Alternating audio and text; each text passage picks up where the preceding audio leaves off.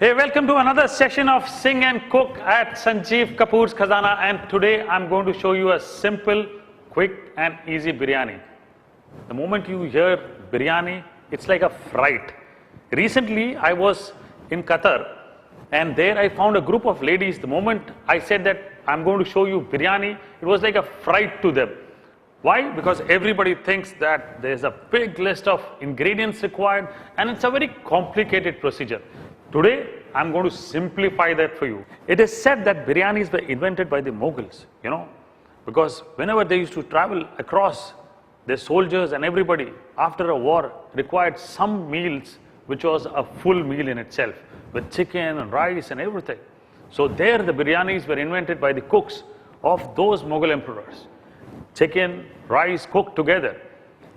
Probably previously it was more mutton biryani than the chicken biryani. However, when it traveled to our country, there was invention of mutton biryani, chicken biryani, veg biryani, and you name the dish. Today, a simple chicken biryani. What have I got here for you? This is water kept for a boil. Now, in this water, I'm going to cook this rice. One of the most important thing for a biryani, it is said, is good quality rice. And we're very fortunate in India to have great quality of basmati rice. So I've got basmati rice soaked for about 20 minutes here. Now, what am I going to do?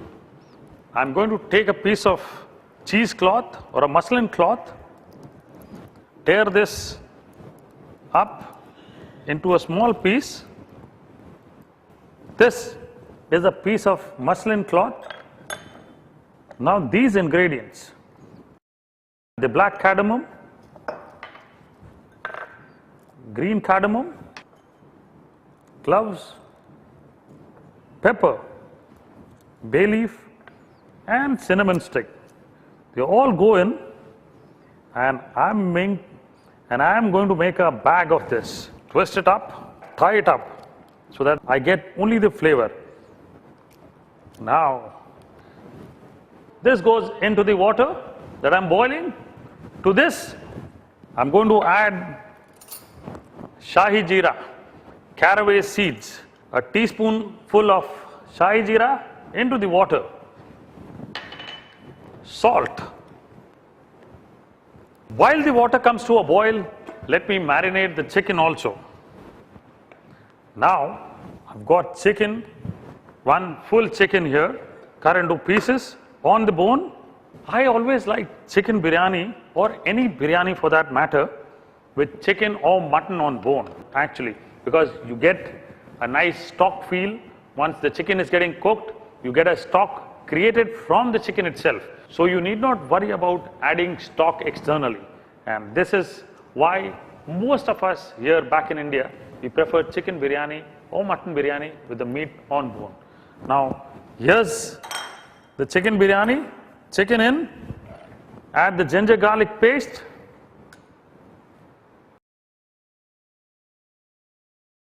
red chili powder,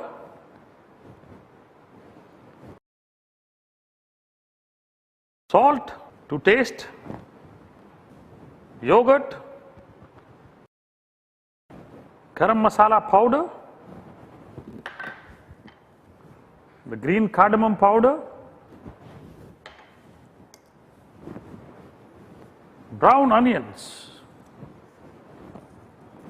and some ghee which is melted. This is one of those secret ingredients of a good biryani. In India, biryanis are mostly made in Lucknow or Hyderabad. They would not make a biryani if there is no ghee. That's one of the flavors that come when you make a biryani. It's nice, it imparts a good aroma to a biryani. Now to this, I will add some freshly chopped coriander, mint leaves, 2 green chilies broken up, and mix this whole thing up with the chicken.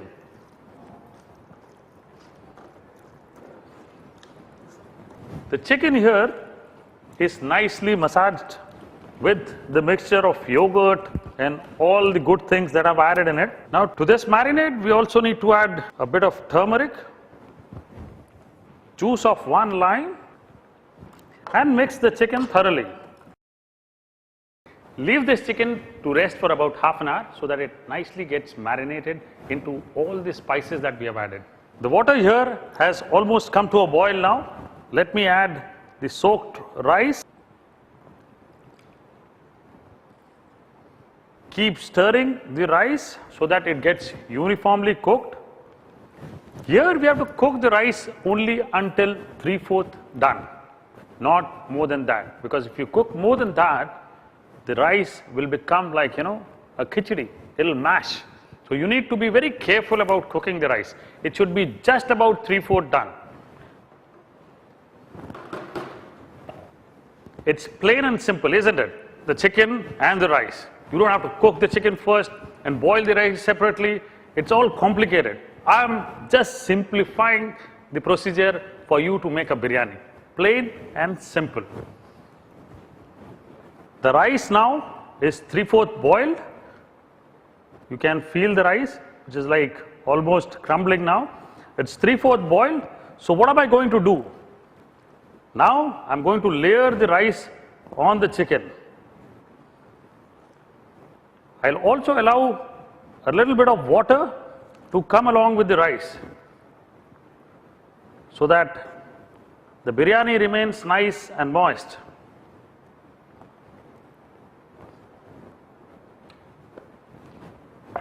To this,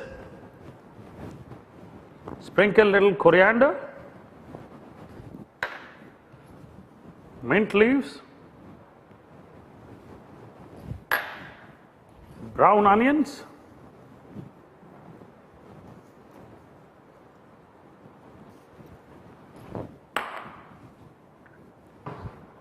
garam masala powder, green cardamom powder, and now layer the rest of the rice on top of this.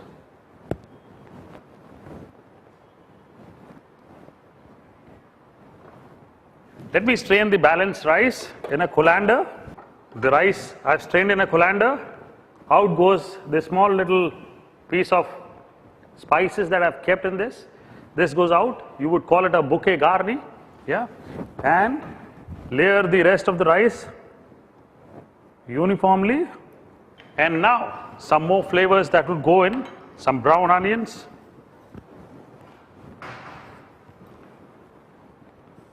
Adds to the sweetness of the biryani.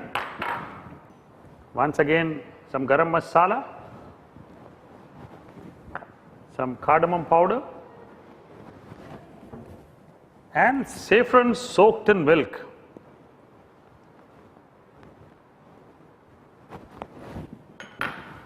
And finally, some ghee all over the biryani once again to keep it nice and moist. So the biryani is layered nicely now. I need to cook it. Light a flame and put my biryani that I've layered in this vessel, in this pan, on top of the flame. Now for the biryani, you actually need to seal the pot. So I've got some dough. Now this is a simple bread dough or a flour dough. Line this up, make a small little thing, small little string here, and put it on top of the edge of the vessel. Now the dough that I've applied all across the edges of the pot, I need to cover the lid. After you have covered the lid on the dough, you have sealed the pot. Now what does this do? This actually generates a lot of heat and steam inside. It also keeps the biryani moist. After about 15 minutes, you would see, that's the time required to cook the biryani, you would see the steam kind of coming out. So once you notice the steam coming out of the gaps or the edges of the dough, you would note that the biryani is ready. The chicken that was raw would be cooked, and the rice that is partly cooked would also be cooked. That's the trick of a biryani. Plain and simple, all together. This is the way probably the Mughals used to make. After about 15 minutes here now, as you see the steam is coming out, I would lower the flame and cook for another 5 to 8 minutes so that the entire biryani, the chicken and the rice get cooked further. This would also help me from the chicken and the rice not getting burned from down. If you want at this point of time, you can also put a tawa, which is like a griddle plate below this. If you don't have a griddle plate, never mind, lower the flame and keep cooking for about 5 to 8 minutes. The biryani is almost now 20 minutes on the flame. It looks like it's ready, but you need to check it. So I have to off the flame, remove the lid. Now after removing the dough and the lid, you need to carefully check the biryani. With a ladle, which is like a spatula like this, you need to start from the edge of the vessel and just lift it up. Voila, the biryani is nice and moist. The chicken looks cooked. Yes, the chicken is cooked. It usually gets this little burnt flavor also because the biryani is directly on the flame. The chicken gets little brown and it's nice, it gets the roasted feel. So my biryani is ready. Biryani, when you cook at home, I'm sure it envies your neighbor because the flavor of this entire biryani spreads out across to your neighbors too. And all your people around where you live would know that today you have cooked a biryani. It's so flavorful. So to serve, I've got a little bowl here. You see the nice colors of rice. Rice is absolutely nice and separate. Hot piping biryani is now ready. You can garnish this with mint leaf. Serve it with yogurt of your choice, which could be a mixed vegetable raita or a cucumber raita, or traditionally the mirchi ka salad, if you know of it. Let me taste the biryani for you. It's quite interesting because you need to check for salt. Let me check the salt. Here the balance is perfect of salt, the garam masala flavors, the moistness that is created by the ghee also. Just the right kind of biryani. I would like it just for you.